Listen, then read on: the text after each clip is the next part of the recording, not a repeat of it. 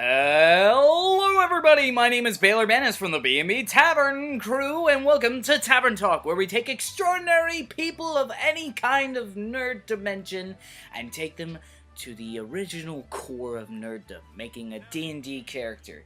This week, you probably heard her on her Cell games recently, or just in general. She probably created voice acting at some point in time. She's been in so many roles, and today, she is gracing her presence for our show, which is so heartwarming. I'm going to let her introduce herself. Hi, guys. My name's Marissa Lenti. I'm a voice actress, voice director with Funimation, Screw Attack, Sound Cadence Studios, and a couple others. Nice to be on the show. Thank you for having me. No problem. Thank you for coming. We got Marissa in the house, everybody. Woo! Would you like to just list off just a few things that people may have heard you in recently? Or Sure. in general. Let's see. I voiced Libra in Fairy Tale. I voiced Mistress Sadie in One Piece.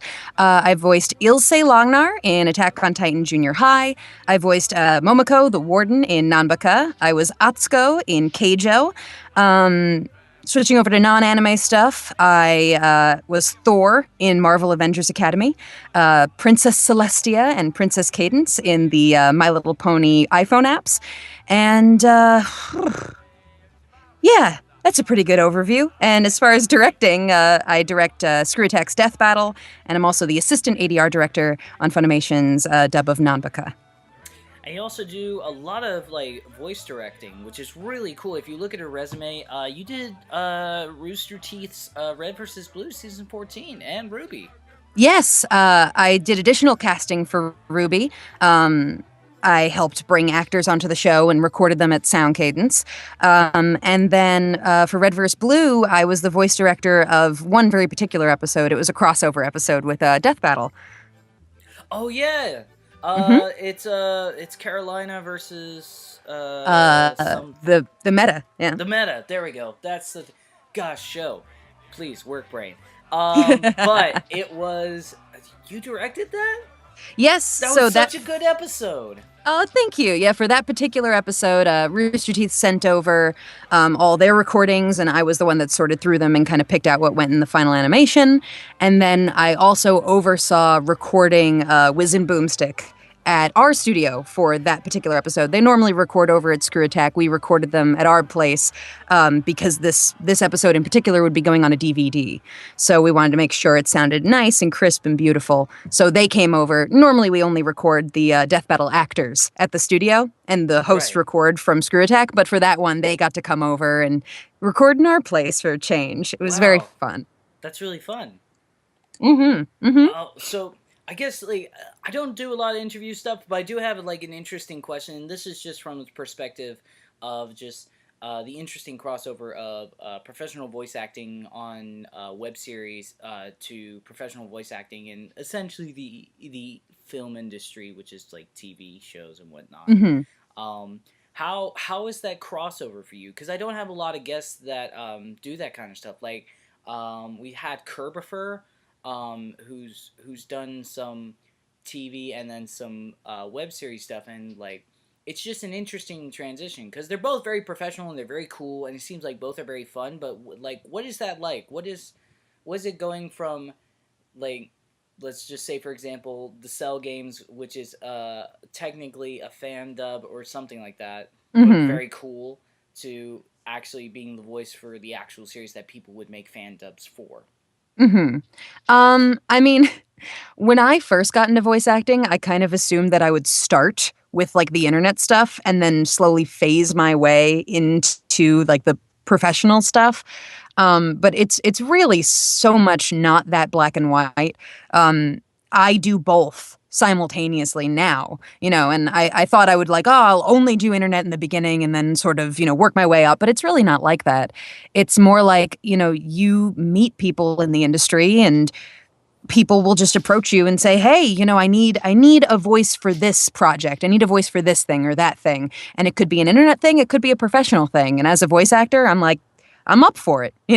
I'll do it. Absolutely. So the Cell games thing that you're talking about, for those who haven't seen it, I voiced Ash Ketchum on the Dragon Ball Z Abridged Cell games most recent episode as of this recording. Please see it. It's Um, amazing. I had a lot of fun with it, but like at that point, I had done everything that I mentioned at the top of this episode. I had done all of that already. It was just a friend of mine, uh, Kaiser Neko, Scott, just came up to me and said, "Hey, I need you to be Ash," and I said, "Hey, let's do it." It's absolutely a very fluid thing. Like you just hop back and forth between them, and both are cool and both are fun, and as long as one isn't infringing on your ability to do the other, you can do both. There's really no problem. So it's just it all feels sort of the same. It's very like you're it's just you're in the studio and it's for whatever it needs to be done. And you're working, Yeah, whatever the work is, it's all good. I mean, voice acting is voice acting is voice acting. The only thing that internet or like not fan dubs necessarily because I've never done fan dubs, but like parody stuff yeah, has that is different from the professional stuff is for the internet parody stuff, it's a lot more casual. It's a lot more friends, hanging out with friends and being like, yeah. all right, let's record this thing. Let's get it done. But and also a lot more impressions, a lot more Right. impressions to be done for the parody work. I've never done many. That's kind of a lie. I've done some professional work that is impressions. But usually when you go to do a professional thing, it's coming up with a new voice, whereas this is a lot of impressions, a lot of parody voices, and it's difficult in its own right, Sure. but Yeah. it's a lot more casual and it's very fun. But the actual like quote unquote professional work is also very fun. So it is Sure. very similar. It's very much just getting in the booth, working, having a good time. It's just a difference of where the final product ends up and what, format it comes out in. Does it go on the internet or does it go on TV or whatever? That's Yeah. really the only difference. Fair enough. And I like that word better, parody work. That yeah. Yeah, because it's not Apologies to really. all those people that I just called fan dubs. You're not. You're amazing people. I swear. Please forgive me. I mean, Uh, fan dubs are their own sort of realm, and there's yeah. absolutely nothing wrong with. A lot of people got their start in fan dubs. A lot of people practiced with fan dubs. Obviously, they're a little more illegal than parody work, but people Sure. kind of making it for funsies, just with their friends, is a great way for people to sort of practice, as long as they're not releasing it online because that's illegal. But just practicing, a lot of people did start with fan dubs, but just to make the distinction very clear, when I'm Yeah. talking about a bridge series or something like Death Battle, I always say parody work because that is what it is. It's That's a not, lot better. yeah, because you're not dubbing over the original footage. You're either editing the footage to make it match your voiceover, which is what the DBZA guys do, Hmm. or you're doing new animation, which is what Death Battle is. It's all new animation. For sure. For sure. That's definitely a more proper professional way of saying that. So I will use that from now on. Thank you. Hey, you're welcome. If I ever get anybody else on the show after calling them a fan dub, God, thank you so much, me. But speaking of creating parody work, we're creating original work with a D&D Woo! character with Marissa, of course. Yeah. Everybody knows the drill on the show, but basically I will be asking a series of, like a 20Q, asking a series of questions to Marissa to figure out what this character that she's going to develop, what backstory, what history, what the character's like, what the character looks like. At the end, Marissa will receive a playable character sheet and from our illustrator Andy, a personal illustration of her character. Oh, that's so cool. Yeah, it's good fun. It's good fun. Sweet. Yeah, we can do things too. Yeah. So with that, this is you've had some RPG experience before, but this is sort of like a first formal experience, I suppose. Yeah, let's call it that. Yeah. I Y- yeah, I played a little bit of D&D in college, but it was all I think you called it homebrew. yes. They let me bend the rules quite a bit. So, you're going to be walking me through the actual steps and process. Oh yes, with my noob skills, we'll do it right. Um, well, starting off with the first question, not to be a Pokemon professor, but are you a boy or a girl Mm. or other? Let's go with a girl. Girl. All right, cool. And now to the race. I'm gonna list off a long list of races because there's recently new stuff from Volo's Guides to Monsters to other homebrew stuff. But some of the names you'll recognize, some of the names you won't recognize. If there's something you doesn't recognize with you, but you want to find out more about it, just go ahead and ask. But I'm gonna Sure. go run through the list first. So are you ready? Mm-hmm. Awesome. All right, you could be an Arakakra, an Azimar, a Bugbear, a Dragonborn, a Dwarf, an Elf, a Furbolg, a Gensai, a Gnome, Goblin, Goliath, Half Elf, Half Orc, Halfling, Hobgoblin, Human, Kenku, Kobold, Lizardfolk, Orc, Tabaxi, Tiefling, Triton, or 1T. I didn't recognize a lot of those. Yeah, I know. Can you tell me a little bit about the kobolds? Sure thing. Absolutely. The kobolds are. Let me see if I remember this correctly. I believe they are sort of like the goblin creatures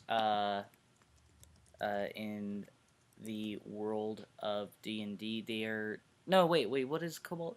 Let's see. A kobold is a type of dragon. It's like a shorter little dragon creature that's like reptilian, scalian. Tend to be short more than anything. They're pretty unique looking in my mind. Hmm. I'm I'm looking at like all the different options. There are so many things. Are there any more like monster-ish ones to pick Sure, from? sure. You have good old orc. Well, let me ask this in monster way. What kind of monster are you looking for? Are you looking something more reptilian, or are you looking for like good old like medieval fantasy monster, like a classic monster, or Anything fuzzy? fuzzy? Fuzzy? There's tabaxis, which are cat people. Oh yeah. How can I see? They're humanoid figures with tails, and they tend to be cheetah like, cheetah That looking. sounds pretty cool. Hmm. It's between Um, that or a kobold, I think. Kobolds are not fuzzy. Just No, but they are pretty cute. all right. Um, let's see. As a like fuzzy goes, um, I mean, you could be also an adorable short little raven person, a kenku. Kenku? Yeah, kenkus are raven people. That sort of do you remember Bumblebee from the Transformers, the Shia LaBeouf one? I haven't seen the Shia LaBeouf one. All right, fair enough. So you know how like, or do you know like maybe like how Bumblebee would talk through a radio through a different bunch of different speech patterns, or something else would do something along the lines of that? Okay, yeah. Um, Kenku sort of listened to the world, and they would repeat a bunch of different words the way that they heard them. So they Hmm. basically sound like a skimming radio uh, trying to speak with you. Hmm. They're cute too. Hmm. They're This is adorable. this is me googling whichever one is the cutest. You want to be just literally the most kawaii character we've ever had. Yes. Well, not necessarily kawaii, but like intimidating despite being a cute thing. Oh, okay. That's my favorite. It's my favorite. You know what? I'm gonna stick with my original. I'm gonna go with a kobold. Ooh, okay. First Let's one do of the that. series. Ooh, fun. I like it. Nice job. How old is your kobold? Hmm. Do you know how long they live? Or should I just give you a general, like, human scale? They tend to live like humans, but a little bit longer. Okay, let's say she's in her mid 30s. All right, fair enough. 35 on the dot, or Sure, let's do that. fair enough. And how tall is your kobold? Hmm. Do they tend to be short? Is that Oh a yes. thing about them? Mm-hmm. Okay, we're gonna say she's. Let's see. They tend to be 2 feet to 2.5 feet. So she's gonna be a tall kobold at a staggering 3 foot. Holy smokes! So tall. Such a monster. Uh, Exactly. um, what? How much do they weigh? Are they sort of like more bony structure? Like you could see, they're very thin, or are they Yeah, they're pretty full of thin. It muscle? looks like 35 to 45 pounds. Right. They are not. They are not heavy But at all. you can break the stereotype. You could be the cobalt that was strong, Yeah, I the think. I cobalt think that could. I want her to be pretty buff. All right, cool. I dig that. How much do you want to weigh with that? Like say for like 100 pounds, just like super muscly, or just like Yeah, like she's 100 would be good. She's pretty muscular. we're great at math. Somebody's gonna scream at us for our math, but this is what we're doing. Now on to alignment. I'm sure you have some knowledge of that. We do have Yes. 6 different alignments. But do you have an alignment already in mind, or do you want me to run down a list? Um, I would like to stick with what the kobolds have rolling here. They are lawful evil, and I'm up for Ooh, that. ooh! First bad guy of the series. Mm. Ooh, we have a villain. Uh, but a lawful one. a lawful one has a moral compass, but an evil moral compass. Exactly. I dig that.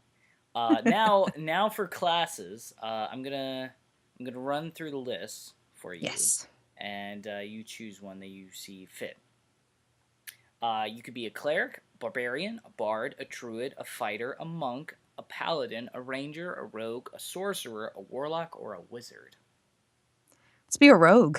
Rogue, good idea. Be a sneaky little kobold. Yeah, if you're gonna be 3 foot tall, Yeah, got to put being that able to shortness to good use. exactly. Now, are you now? What kind of rogue are you? An arcane trickster, an assassin, a mastermind, a swashbuckler, or a thief? Ooh, let's go assassin. Oh my gosh, Assassin's Creed up in here, yo. She wears a little tiny hood, Oh, little baby assassin hood. it's it's almost like a bonnet in a way. Yeah, just like Oh, that's adorable. Now it's time for background. This is going to give you skills, 2 skills that you're proficient in, which means that you are more likely to succeed these actions when you roll okay. them. Because you get a proficiency bonus, which is basically when you roll a d20, these are stuff you add with the numbers, and the higher the number, the more likely you're able to beat the minimum score to complete the task. Math. Mm, Um, so I'm gonna run through a list of tiles of background, and you choose what you see fit as your character's story. okay. All right, you ready? It's a lot of them. Sure. Fair enough. Uh, you could be an acolyte, a charlatan, a city watch, clancrafter, cloister scholar, courtier, criminal, entertainer, faction agent, far traveler, folk hero, guild artisan, hermit, inheritor, knight of the order, mercenary, veteran, noble, outlander, sage, sailor, soldier, urban bounty hunter, urchin, youth guard, tribe member, or watered Havian noble. I should be an auctioneer. But I don't know what a lot of those are. That's fine. You can ask questions. We're here to help you on this show. Oh my goodness. Um, I mean, Hmm. what would you recommend for a Uh, lawful evil assassin? A lawful evil assassin, what would I recommend? Whatever you think your story is.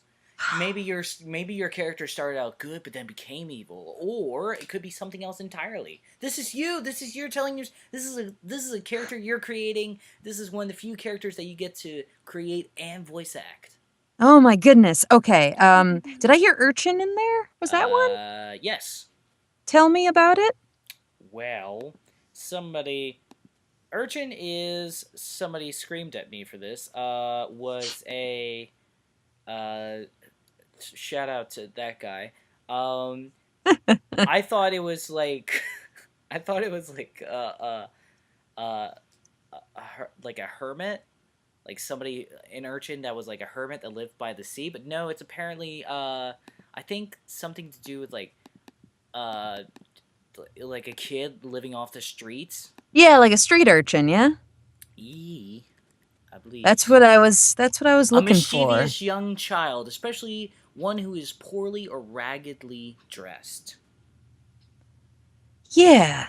Let's be a street urchin who then became an assassin Ooh, in order to pay for food.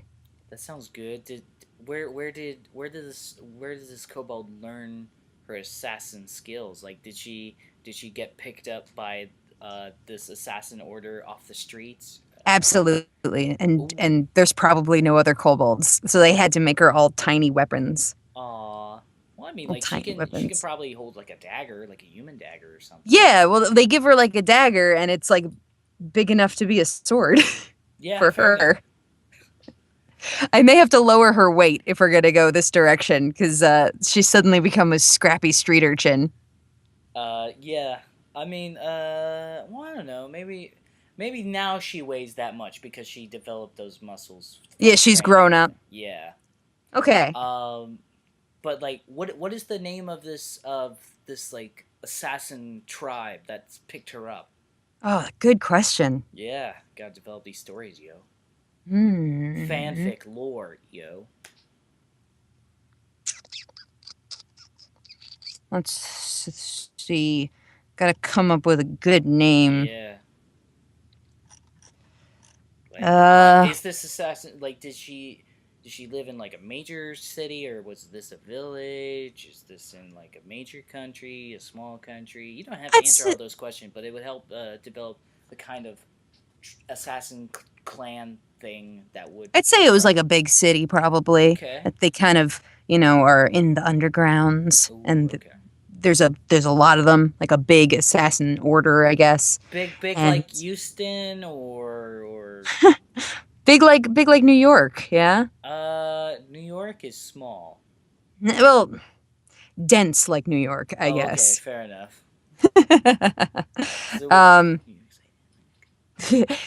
it's not big. It's dense. There's a lot of Oh, trust buildings on me. top of buildings I and that kind lived of it thing. forever, and Yeah, me so too. glad I moved away. That's where I grew up. Me too. Wow, Um, we're best friends now, just because of that. perfect. Yes. Perfect. Let's say this, all right? All right. So it's Dark and stormy night. yeah, it's okay. Here's what I'm thinking. All right. It is an assassin guild of dragonborns, right? Ooh. Okay. Okay. All So right. they're called the Order of the Dragon Fang, right? I And like they this. they pick her up thinking she's a baby dragonborn, but she never gets any taller than 3 foot. And they're like, you're not a dragonborn. You were a kobold this entire time. And she's like, I don't know, I'm a street urchin. And they keep her anyway. So she's the only small one Fair in enough. the whole Order of the Dragon's Fang, yeah? I dig that. Is There's she her high? story. Is she high in the ranks? No, I would say she's well regarded for her ability to be super sneaky, but she's still pretty. I mean, for a kobold, she's old, but in general, they view her as young Fair enough. I because mean, she's kind of new. because Dragonborns live to be a long time. Uh, Kobolds only live to be about 50. yeah. So she's like, I don't know. Maybe a kobold because she now has hearty meals and is living a healthier lifestyle. She lives like probably has a longer lifespan. Maybe. I would say because kobolds don't tend to be the healthiest conditioned people. No, no, definitely not. So So so you may she's She's living that cool dragonborn assassin life, even though Yeah. she's a 3 foot tall kobold. I dig it. I dig it Yeah, though. I can dig it. Uh, so you got four more skills you can be proficient in, and I'm gonna run the list down for you of what you can be proficient in. Furthermore, cool. and you choose four more. All right. You can be proficient in acrobatics, athletics, deception, insight, intimidation, investigation, perception, persuasion, and that's it. Okay, But just so you know, because you're an urchin, you already are proficient with sleight of hand, so easy to pickpocket, and mm-hmm. stealth.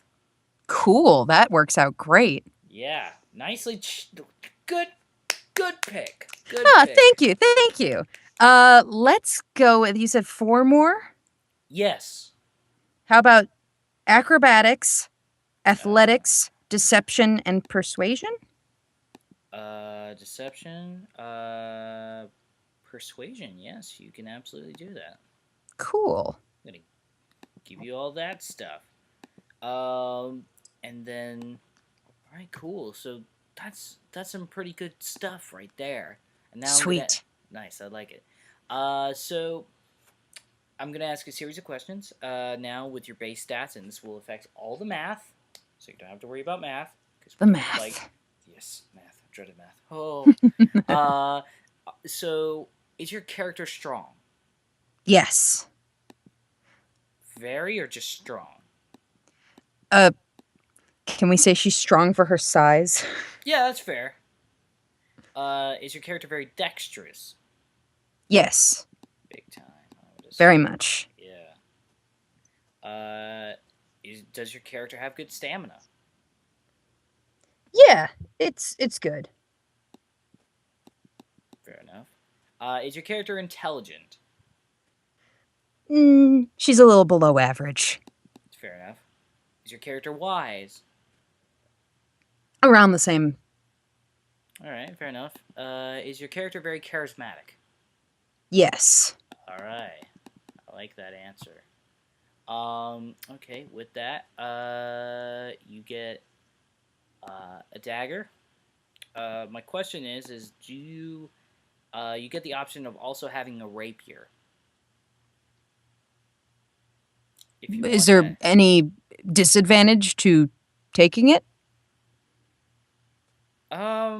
For you, uh, I would say instead of, you know how like some people have the rapier to the side kind of thing. Mm-hmm. I would say for your character, it would have to be sort of like in the back. Yeah, she'd have to sheath it like a broadsword. Yes. I mean, as long as she can carry it and it doesn't really matter, sure, why All not? right, fair enough. It's just a nicer thing. Uh, for her, I would also say it would probably be two handed. So basically, a dagger is more freehand, while a rapier is sort of like a Mm. lightsaber. But she can have both? Yes, Cool. she just can't like some people can dual wield with rapier and dagger. She would have to choose between the two. Right. So that's that would be the only thing, just because of how short she is. Yes, Yeah, very small. she is very small but very deadly and quote unquote cute by Yes. Marissa Lenti, 2017. 2017. Kobolds are cute. Quote me. Quote me now. We will make that shirt right now. Do it. By the way, speaking of shirts, Marissa, do you have a body? I do. Do you need clothes on said body? Most of the time. Uh. I caught you off guard. Right. Well, when you do, you can head over to GameplayWare, wear.bigcartel.com, and use the promo code LPD&D starting April to the end of April to get free shipping on clothes. What? Do it now. Real sponsor. Real. Hashtag real sponsor. Go check them out now. Absolutely. Please. So, we've gone through all the questions that we've needed. It's all down to this last question. Okay. What is your name?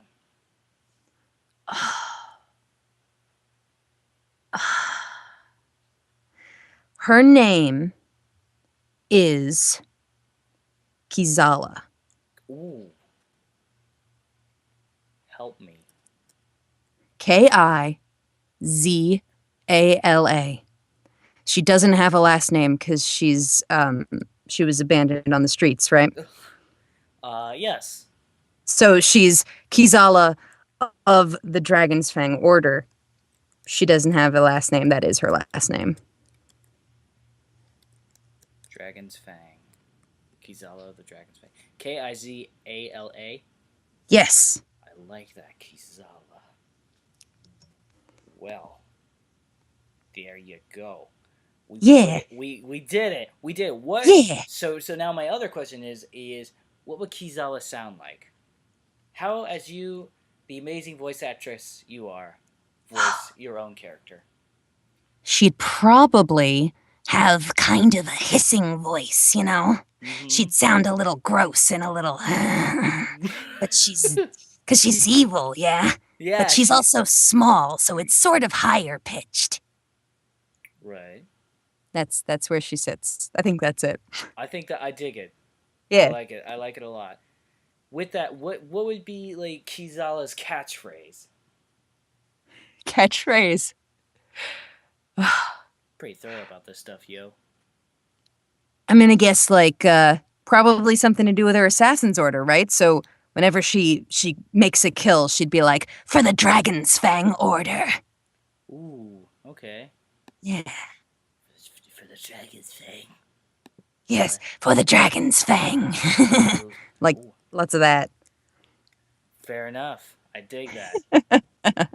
With that, we have created your character. Your character Yay! is off the chain with acrobatics and stealth. I will let you know, just because I like to tell this to those who choose a rogue, um, you have a really fun trick that you can do if you come back for the season finale. Ooh. You can attack, then hide, Ooh. and then do the repeats, and then they have to actively look for you. But the thing is you roll a stealth for hiding, and your stealth is a +7. Is that good? That is amazing. So Sweet. if you roll a 19 with a +7, that is about 26, and they have to beat a 26, which is almost impossible for level 1. So you could practically be invisible for like the whole game. That sounds amazing. It sounds amazing. You just have to watch out for Aaron Fitzgerald, Kellen Goff, and Kerpfer, because they all chose paladins. Oh. Yeah, I gotta watch out because they can easily find you with the power of God. But You know. you know that old thing. But with that, we have created your character, Marissa Yay! Lenti. I keep wanting to say Lenti. I see it right there in the Skype chat. It is so awesome to have you. Where can people find you? They can find me on my website at www.marissalenti.com, on Facebook at facebook.com/marissalenti, or on Twitter at @lentisoup. Yes. That's. I just realized her Twitter handle. Yeah, it's a pun. Yay! It's a great pun. We love puns on this show. We can't get them enough. Thank you. And is there any new projects coming out that are not NDA? Sure. Let's see. New episodes of Nanbaka every Saturday night. We just released episode 21, which I did a little bit of directing on, but it's going to keep going for the next couple weeks up to episode 25, so you should definitely check it out. And it's now free streaming up to episode 15. Rio Rainbow Gate, coming out from Media Blasters. I played Kartia Goldschmidt and Choco, and that's going to be releasing on DVD on May 2nd. And anything else that I'm allowed to talk about? Oh, Victory Bells from Black Chicken Studios. I am the director, and I voice the USS Mahan. That will be coming out in beta sometime either this month or next month. Oh, a video game? Yes, it's an iOS game called Victory Bells where you collect ship girls from around the world. Ship girls, so girls that represent historical battleships. So I voiced the USS Mahan. She's part of the United States fleet. But we have the United States, the United Kingdom, Japan, Germany, Russia, a little bit of the Spanish fleet. Forgetting? Oh, the Italian fleet and the French fleet. And all of them are voiced by voice actresses from their respective countries. So I went Oh, out okay. and I found Japanese actresses to voice all the Japanese bells. I found Italian actresses to be all the Italian bells, and they all speak their respective languages. So it's a very cool game. I'm very excited about it. The beta will be out soon, and once it's out, they're going to start adding the voices in during the beta, so that for the final release, all of the bells will be fully voiced. Nice. And Yes. you go like the goal is it like Pokemon Go where you try to collect these people? Yes, you pick one fleet to start with. So let's say you want to start as a German admiral, or maybe as a Russian admiral, or as United States admiral. And the game gives you, I believe, one or two bells to start with, and then you go out and collect all of them, starting with your own fleet, and then you can start branching out to all the other fleets, and you rally them together to face the Morganas, who are these really creepy-looking mechanical girls. Who are threatening the entire world. So it's World War II timeline, but it's an alternate World War II where everyone has to band together to fight the Morganas. I It's like. it's it's very close to my heart. I'm very excited about it. I'm excited already. Please check that out. That's amazing. And Black Chicken Studio sounds really cool.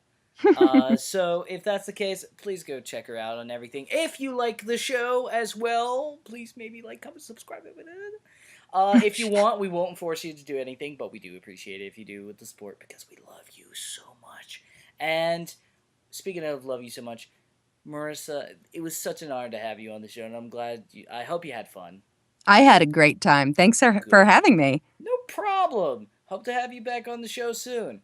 With Oh, that, absolutely. awesome. With that being said, guys, have a beautiful imaginary day or a real day if you're not playing D&D. But if you're playing a D&D game, have a good imaginary day.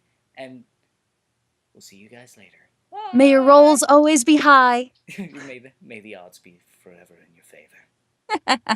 Very well. Bye. Bye.